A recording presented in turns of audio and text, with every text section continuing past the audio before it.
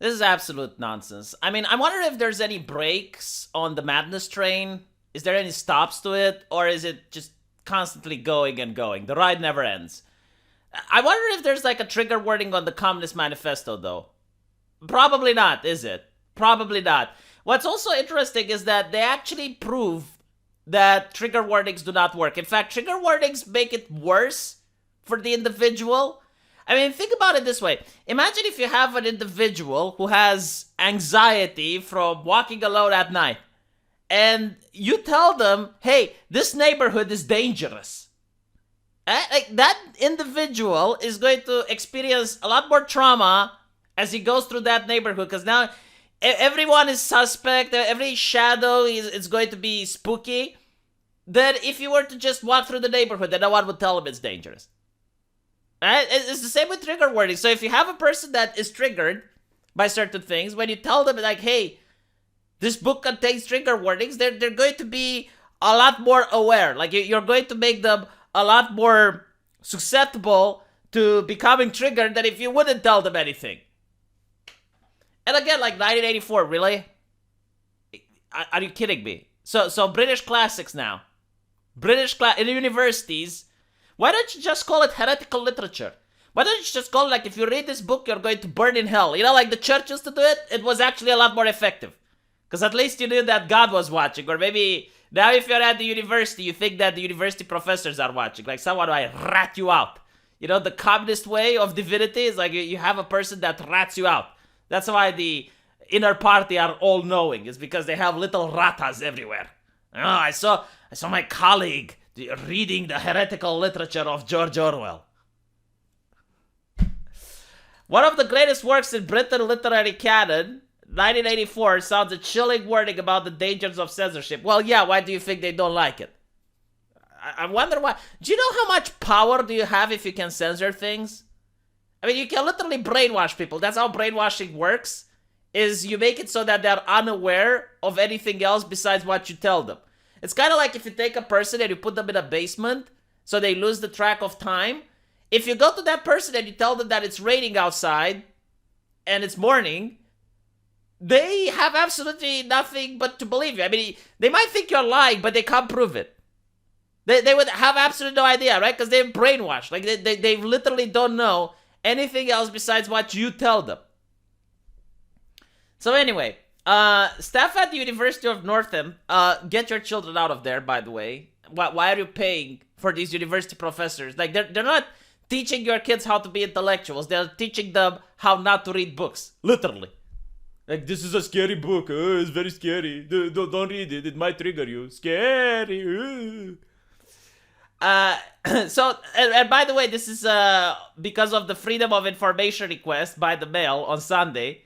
And it infuriated critics who says it runs contrary to the themes in the book. Yeah, no shit. And by the way, like, this is not a book about rape or anything like that. You know, just saying. So what is triggering? Because that's how triggering started. It's like, oh, well, rape victims. We need to make sure that their entire existence is defined by that traumatic moment, so they never get past it.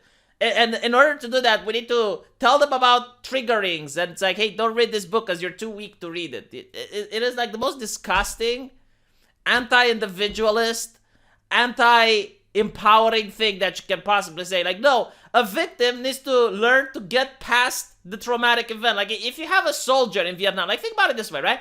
If you have a soldier who went through Vietnam and he experienced trauma, and now he's got like PTSD, which is the correct answer? To help him get past the trauma so he can have a normal life? Or to constantly like use that trauma to define his entire existence? And to make it seem like society needs to have like all these safety checks around it in order to make sure that the soldier doesn't get trauma. It's like, okay, we can't use firecrackers on Christmas anymore because PTSD veterans might get upset.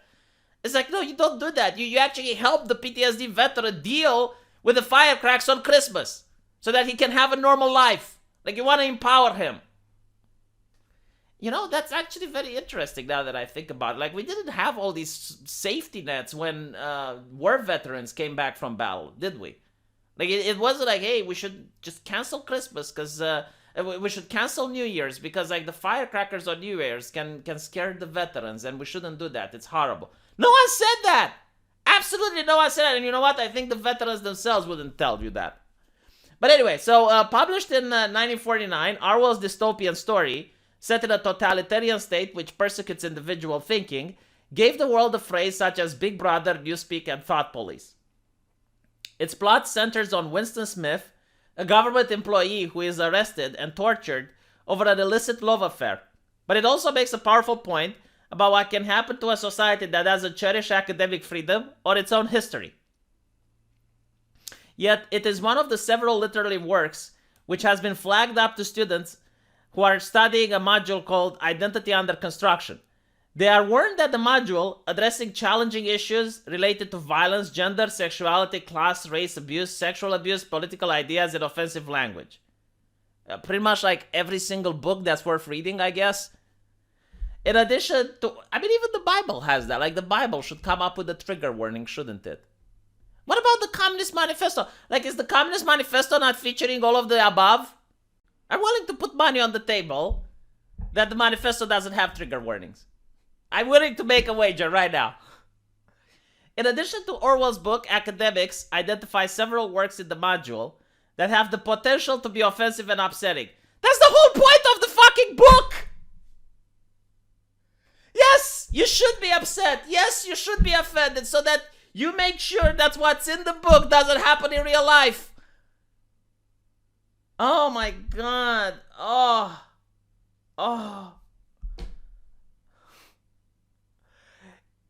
Samuel Beckett play Endgame, the graphic novel V for Vendetta by Alan Moore, David Lloyd. Literally what I'm telling you, every single book that's worth reading has trigger warning. You know, it's a good thing. Like, if a book doesn't have a trigger warning, you're wasting your time reading it. Here's my advice to students at, what university is this? Probably some shitty one. Northampton. Oh, is it prestigious? No, it's shit. It used to be prestigious, now it's shit. So hear me out. If you're at Northampton, if it doesn't have a trigger warning, don't read it. It's useless literature. God. Tory MP Andrew Brishton said there's a certain irony that students are now being issued trigger warnings before reading 1984. Our university campuses are fast becoming dystopian Big Brother zones where newspeak is practiced. I'm surprised they even allowed the book at all. I'm surprised they aren't doing book burnings behind the university. Orwell biographer David Taylor said, I think 13-year-olds might find some scenes in the novel disturbing, but I don't think anyone of undergraduate age is really shocked by a book anymore. I mean, don't get me wrong, there's a lot of shocking books out there. There's shocking anime as well. Magic Girl website. But still, I mean, come on. They're not doing it because they're afraid students are shocked. They're simply doing it because they don't want students to think for themselves. And they don't want students to think, oh, what our university professors want us to do, it's really similar to 1984, isn't it? But anyway, right. Let me know what you guys think in the comment section. I'm sorry I got a little bit squeaky, but genuinely it upsets me. I mean, this level of censorship and this level of malice at the end of the day, you know, like trying to take advantage of someone who paid money to be at a university, and instead of trying to get them to think for themselves, you're trying to indoctrinate them and tell them, don't read these books. Never read these books. Why not allow the student to read those books and then come at you with questions that you can answer? How about that, teacher? Probably not. Let me know what you guys think, and I'll see you in the comment section. Take care.